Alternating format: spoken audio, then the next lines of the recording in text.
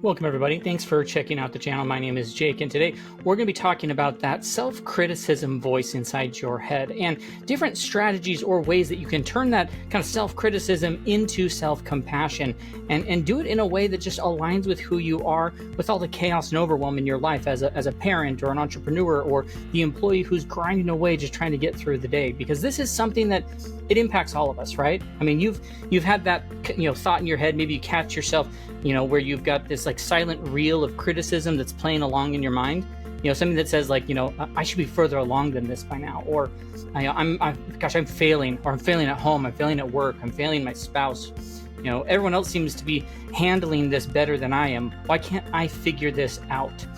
Maybe it shows up when you're trying to lead your team or parent your kids or grow your business. Honestly, like just to get through a Tuesday without feeling like you're falling behind. Like you could be in any one of those places. That voice that's there, the one that tells you that you're not enough.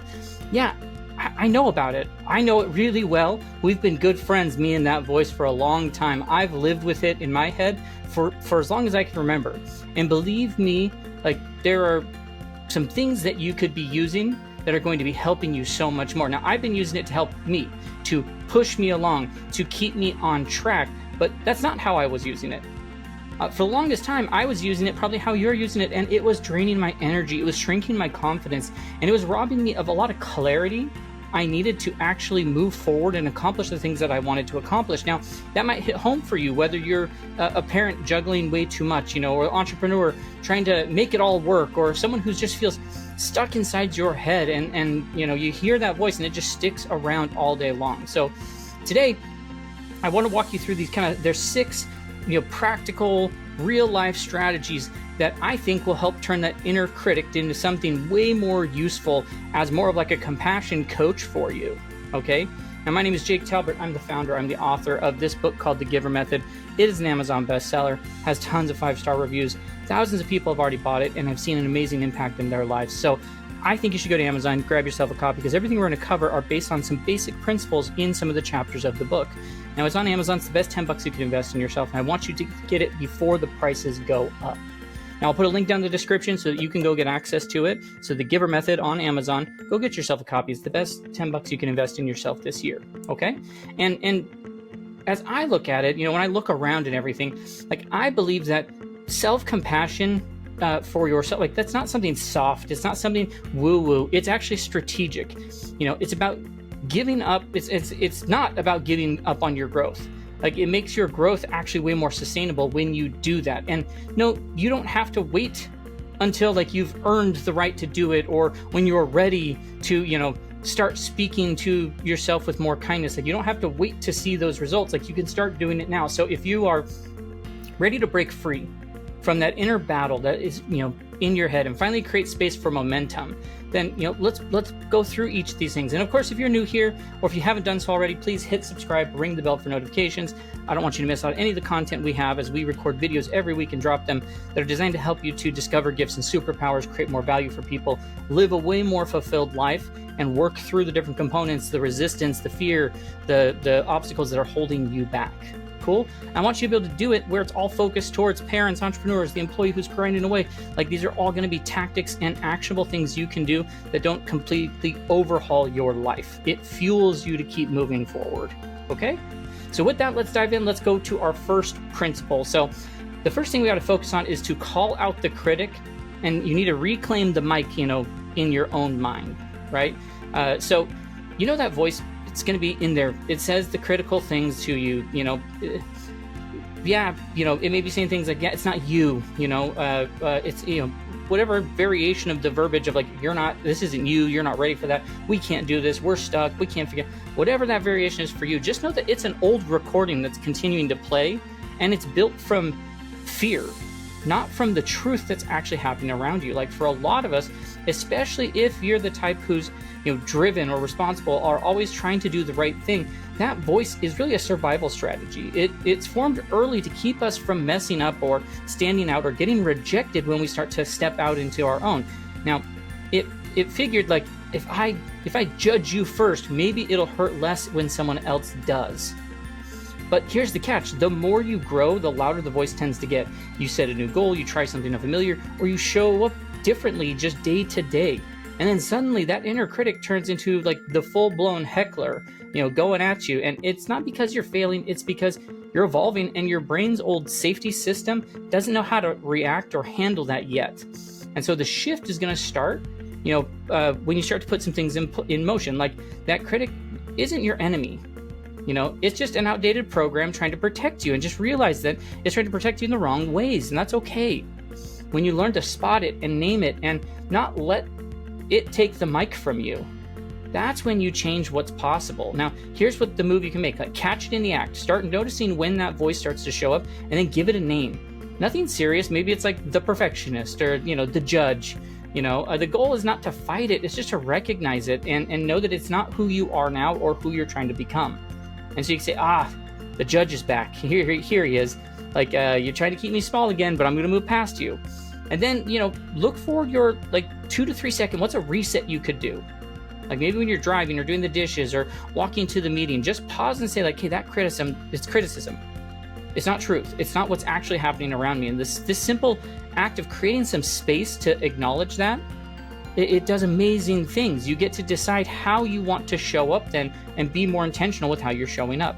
You can even add visual cues if you need to, maybe a small sticker on your laptop or something on your locked phone screen, something that, quietly nudges you like, hey, whose voice is speaking to you right now? Is it my critic, or is it my true self who's trying to guide me where I'm trying to go? And this one sort of a shift might be subtle, but it's like super foundational, because as long as that critic's voice, it gets mistaken as like your own voice, it's going to run the show. But the moment that you start to realize it and break away from it and call it out, you take back your voice, and real growth can begin. Now that leads us to the second strategy or idea, is you have to start to look a little bit deeper, like what's really, what is it that it's trying to protect?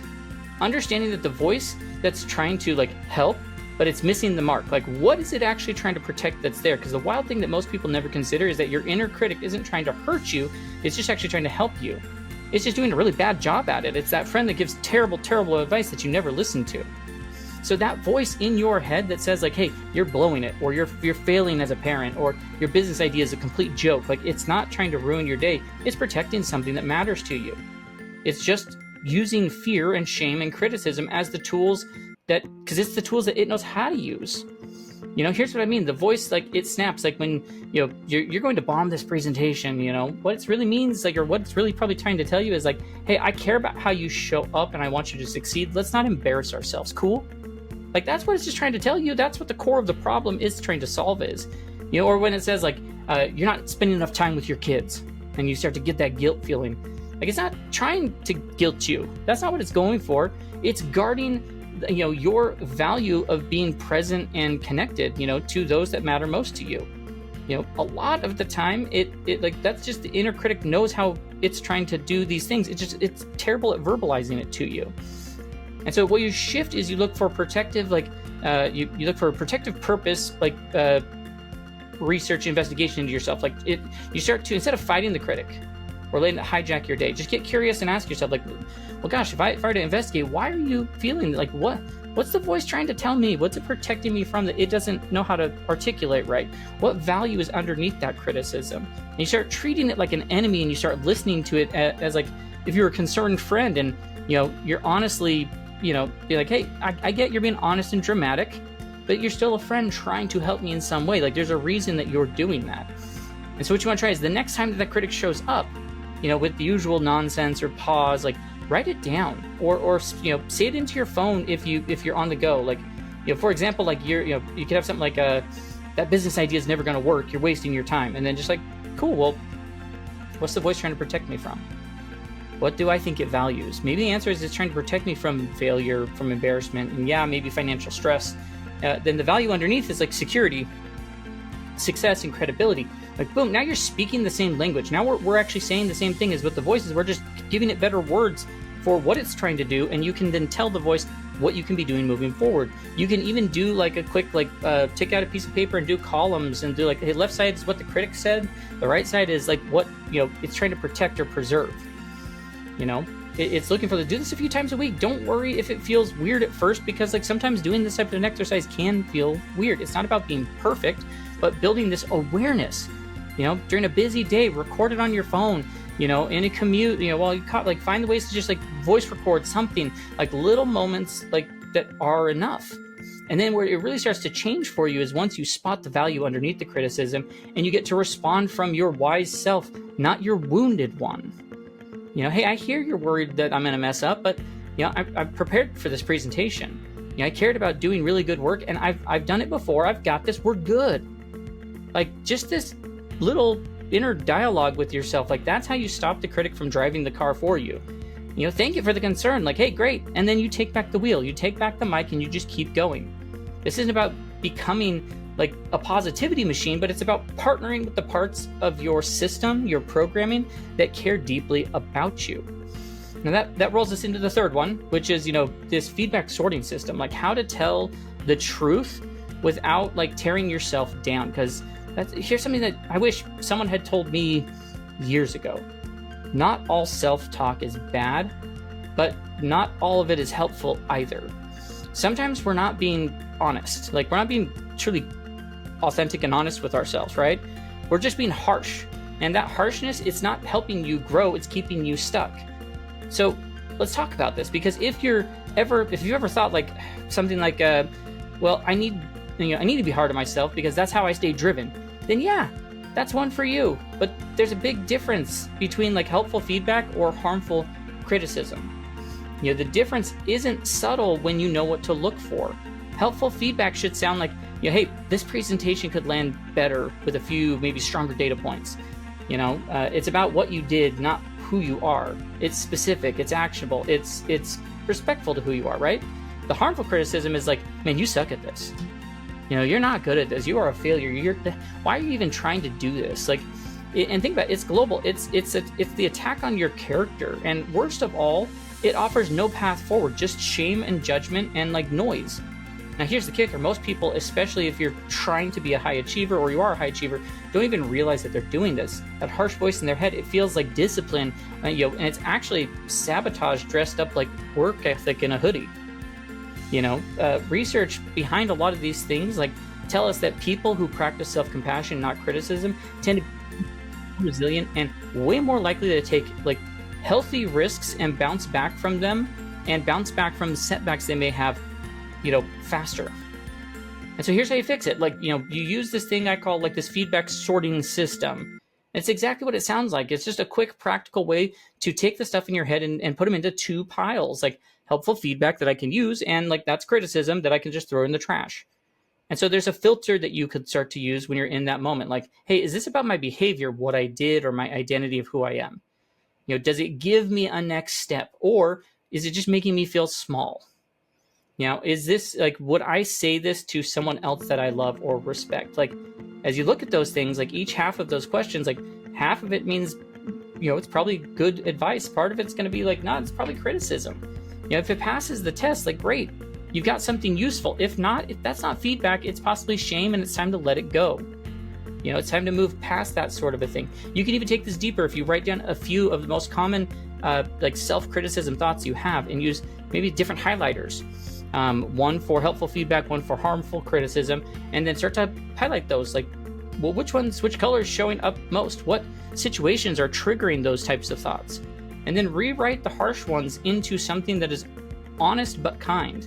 The key is truth and kindness is going to lead you to growth. But, you don't have to choose between being driven and being kind to yourself. You can have both. In fact, being kind to yourself is like helps you to sustain the drive, the motivation, the passion to move forward for the long haul. Okay, so think about it that way. Like the next time that inner voice pipes up, like just pause and sort it to where it goes. You'll be amazed at how much space you start to create yourself when you're able to quickly identify those things. All right, we're halfway there. Temp check, we doing good? Post in the comments what your thoughts are. Make sure, along the way. I love to hear what people are thinking or which sort of things jump out to them. Now, in the fourth one, let's move on to this fourth thing. So we need to break the loop. How we stop this spiral and build the momentum that actually moves you forward, because self-criticism isn't some random thing that just pops up once in a while. There's actually a pattern. There's a loop. There's a spiral, whatever you want to call it. It's a part of your system. Now, if you don't catch it early, then you're going to carry you straight into that, the day of feeling like garbage about yourself, your work, your parenting, or however wherever it shows up for you. I mean, you know how it goes. One negative thought triggers another. Like, gosh, that meeting didn't go great. Turns into like, I should have been more prepared. Turns into like, why do I always do this? And just like that, like you're in the spiral downward. These spirals feel familiar because they've been running in the background of our brain for so long that half the time we don't even notice them. But your body does. Tenseness in your shoulders, swallowed while you're breathing heavier, holding your breath, that tight feeling in your chest, like those are all signs that your body is telling you that you're in one of those. Here's the truth. Your brain treats your own self-judgment like a threat. So your body reacts like it's under attack, even though the attacker is you. Now, here's the good news. Your brain isn't stuck this way. Like there are different ways that you can, program your brain. Basically, your brain's ability to change that neuroplasticity that you may have heard that word. Like you can actually rewire the patterns, not by thinking harder or focusing positively, but like by interrupting the old pattern and building a better one that starts with compassion and leads you to real momentum. So there's a couple things you could do here. Number one, catch it early, like we talked about, interrupt the spiral.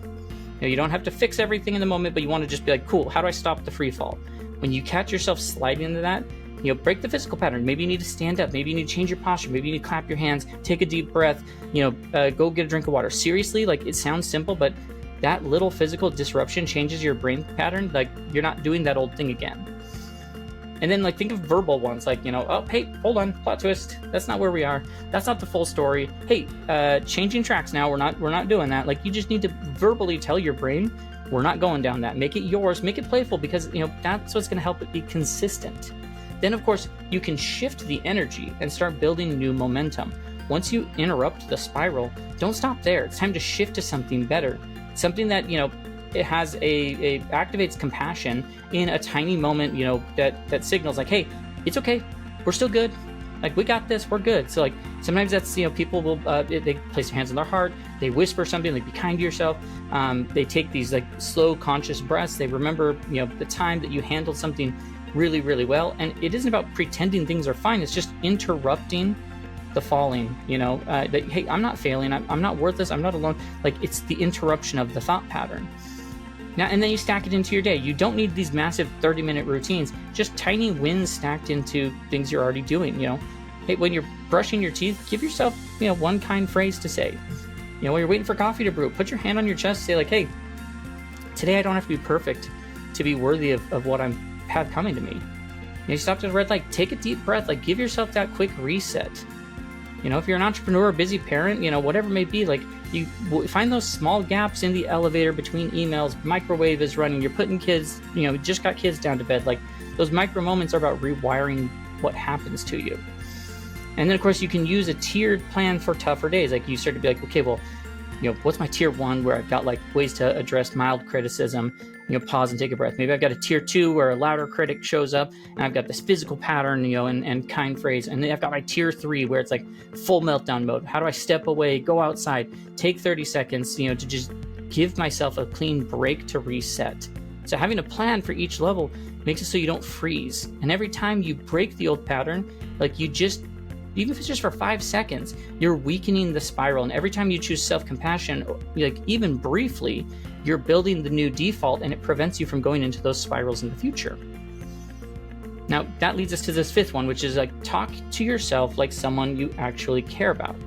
If you take one thing away from this whole series of ideas and thoughts and principles, it's this: like the way you talk to yourself matters a lot more than you probably think. And when it gets messy and overwhelming, and it does, and it always will, like it's not just the situation that affects you, it's the story you tell yourself about the situation. For most of us, the story is the story we're telling ourselves is way harsher than it needs to be.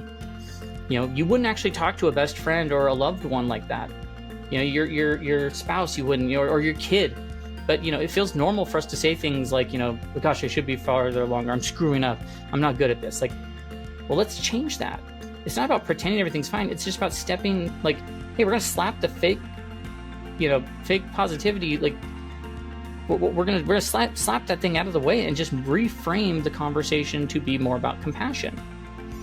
Now, this isn't just like, I tell you, like, this works. It's not just woo-woo. It's not the just feel-good stuff. Like, there's true neuroscience behind all of this, that when you use harsh or judgmental language with yourself, your brain goes into fight or flight mode. It literally sees you as a threat to yourself, and it triggers stress hormones. It shuts down problem solving, makes it harder to think clearly. But when you use kind and encouraging and honest language, like, a different system shows up. Your brain shifts into that calm, connected mode, and it releases the oxytocin, which is, it's a hormone that, like, builds trust. It creates the exact state that you need to learn and adapt and move forward from there. So that, same with feedback, different tone, like totally different outcome. So start like with one voice of your own, catch the critic, we talked about it, reframe it kindly in any way you can, and then put it where you can, like, put these ideas of what you can, like, reminders where you can see them, sticky notes, mirror, laptop, dashboard, like, just the gentle phone alarm that says, like, hey, what's your tone right now? What are you saying to yourself? How are you saying it? Are you talking like a friend, like you would to a friend or a loved one, or are you talking like you are to an enemy? There's all sorts of ways that could show up, and it matters because this isn't about feeling better. It's about changing the voice that shapes your reality, because the truth is that most people miss, like, you're already having this conversation with yourself all day long. You might as well make it one that helps you grow instead of, like, breaks you down. And over time, that compassion, that, compassionate voice won't just feel like a tool. It just feels like home. And from that place, everything gets easier. Risks, you can take different risks. You can be more creative, you can be more resilient, and you can have deeper connections with those around you.